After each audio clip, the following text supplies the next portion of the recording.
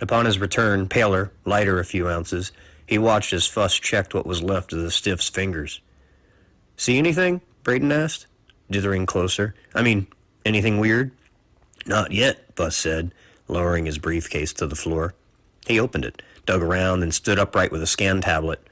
As Fuss took his pictures, Braden, as unfamiliar with an autopsy as he was all else, took it upon himself to observe all the closer this unpleasant room. Above the door, he noticed the unblinking eye of a camera. "Let's flip him over," Fuss said. Braden hesitated, wiping his hands on his shirt. "Okay." He took a deep breath and slipped his hands under the corpse's shoulder and buttock. Fuss grunted as they manipulated the body. Braden was pulled away from his boss's grumbling by a low, mechanical hum. When he looked up, he saw the source of the noise, their surveillance camera. It was moving. As if summoned by the miner's pallid backside, the mortician stormed in. "And just what the hell do you think you're doing?" "Our own examination," Fuss said without looking up. "Notice anything strange here?" Braden stared at the face of the fuming mortician. When he turned his eyes back to Fuss, he saw his boss was referring to the back of the miner's head. Braden was sure he heard himself gasp. "Gunshot wound," Fuss said, this time looking the mortician right in the eye. "To the back of the head. This one somehow evade you?" No wonder Dobshire didn't send their own probe. "Shut up, John. Look," Fuss said, taking a step forward. "Dougald, was it? We're going to need to speak to the boss man here." Dougald put his hands on his hips. "And how do you know it's a bullet wound?" "Oh, elementary, my dear Watson." Fuss gestured him over, but no one got there quicker than Braden. "See here? That's what we call a permanent cavity." Fuss adjusted something on his scan tablet, then waved the screen over the half-crushed skull. "Funny, though," he said. "No bullet." "I haven't meddled with anything," Dougald snapped. "How dare you come here and—" "Those nickel-plated tweezers," Fuss pointed to a pair lying on those bile-covered tray. "Those sure could grab a bullet." "Why, you," the mortician said, "unshaven, pig-nosed motherfucker—" "Gentlemen," a man said as he entered, "my apologies for not meeting you upon your arrival. I have been busy." The little man sure looked like the type who'd be busy, even on a solid rock such as this. Thin, slight, black hair combed back and oiled like an Italian mob boss. The man's bright smile spoke of the political necessity to be DD 148 Station Supervisor, Bob Bergling. Fuss extended his hand for the shake. "Mr. Bergling, Bob. Call me Bob." No sooner were introductions made than the mortician was ushered out. "Bob," Fuss guided him over, "come see this. Your man here was murdered." "Murdered?" Bob piped, astonished. "Impossible. He unfortunately laid out a detonation under bad ground." Bob continued the same explanation stamped on the report as he moved to Fuss's side. All three men gazed down at the wound, a wound made by no falling rock. It was rare when Braden felt he knew what Fuss was thinking, yet such a rarity persisted as both scrutinized the face of the mining colony's head honcho. "I can't believe it," the honcho then said, looking up at Fuss. I can't believe it. You appear to be right, and we need to solve this immediately." Fuss almost took the words out of Braden's mouth when he asked, "How could your mortician have missed this?" "Oh," Bob said, sighing as if relieving himself of some great weight. "Don't expect much from Dougald. He doesn't just sub as station mortician, a nominal post if ever has there been one. He's also our assistant transmissions tech, and when the robots are down, our janitor." Here Bob Bergling's tone changed. Exactly in what way, Braden was unsure. "In lieu of these most disturbing finds, I think there's a man here you really need to see." Fuss took out his notepad and clicked his pen. "He was Mr. Massessi's roommate," Bob said. "A real thuggish type, if you ask me."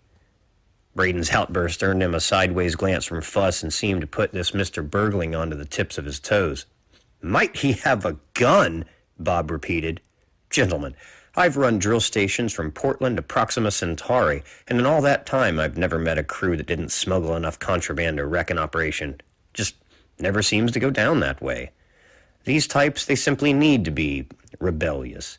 Who would bother living on a rock like this if not a little bit bent? Write it down, please. Mr. Red Harbachuk. He's the man you need to find."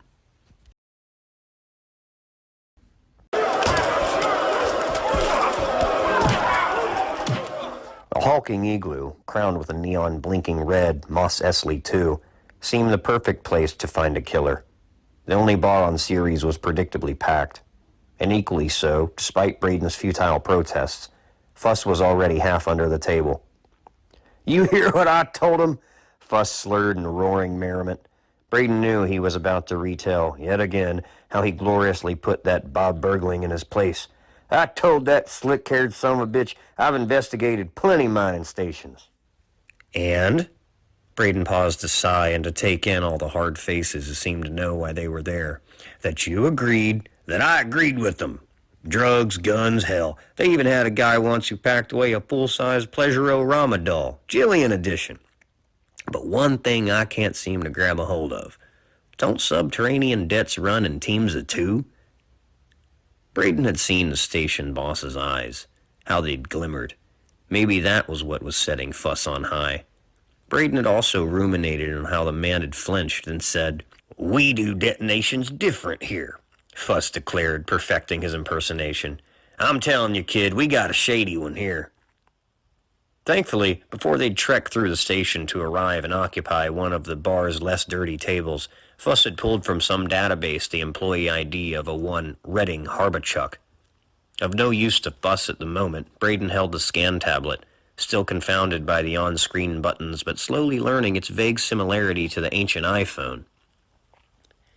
Braden took a sip of his beer, more to blend in than anything. The transport batch tasted like piss. Over the rim of his glass, he studied the maniac stare on their number one suspect. Their man wasn't here. With the jawline of a boxer and the long hair and deadpan scowl of an arrested Hell's Angel, Mr. Harbichuk would stand out even in the seedy throng that surrounded him. "If that Bob guy is lying about something," Braden said, trying in vain to get his mind off the axe murderer on the screen, "why would he be lying?" Fuss was happy to respond. "You said you were a rich kid once. You tell me. Why would a man with power and cash on the line say something that's maybe untrue?" "Because wealth can mean more than humanity," Braden said. "Bingo," said Fuss. "Remember that." That Bergling guy had seemed straightforward enough, though. Up front, Braden held in his counter-arguments as Fuss swilled down another. Instead, Braden focused on another question, one that had been pestering him since seeing the body. "So our guy was shot and crushed. All those injuries. Was he wearing, a spacesuit?" "Nope," Fuss said, eyeing someone so hard that it forced Braden to turn around and look into the crowd. "These ugly bastards," Fuss croaked, then produced to explain how these men left the confines of the dome to mine tunnels without tanks on their backs. Fuss went into enough detail to write a treatise, but two things prevented Braden from listening. First, the technicality of artificial atmospheres was well out of his range. Second, Red Harbichuk was now staring right at him. "We gotta have us a little chat," Fuss announced to Red, nearly falling off his stool while doing so. As the station boss had advised, their suspect had arrived, and, as had also been warned, the miner looked to be in no mood to entertain outsiders. "Mr. Harbichuk," Braden waved Red over as if his hand was the flesh and blood transformation of a white flag. In the other, he gripped his glass like a weapon. "Please join us. A beer on me." "Like hell," Fuss proceeded to turn more heads. "I'm buying. Red, come on over here."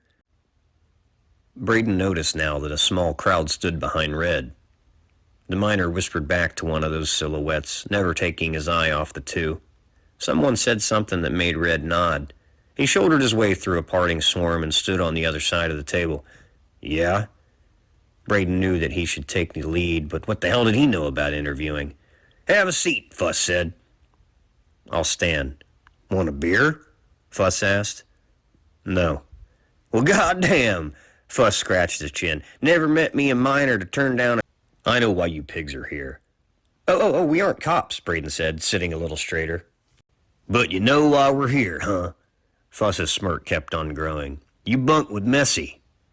Braden cringed and spoke the name correctly, earning a hard nod from Red, but nothing else. "Well," Fuss said, "your boss man says you don't play well with others. That true? You still got your teeth?" "Hell, Red, just trying to have a nice, friendly conversation here." Red leaned into Fuss. Out here, folks get the wild idea you're guilty of something, it's as good as being. You understand? Come poking around here and have a little chat. Folks notice with who. I got 2 quarters left, Red said. Then I fly out. I don't need you or anyone else dicking up my bottom line. Mr. Harbichuk, Braden said, would you say you were friends with Mr. Massessi?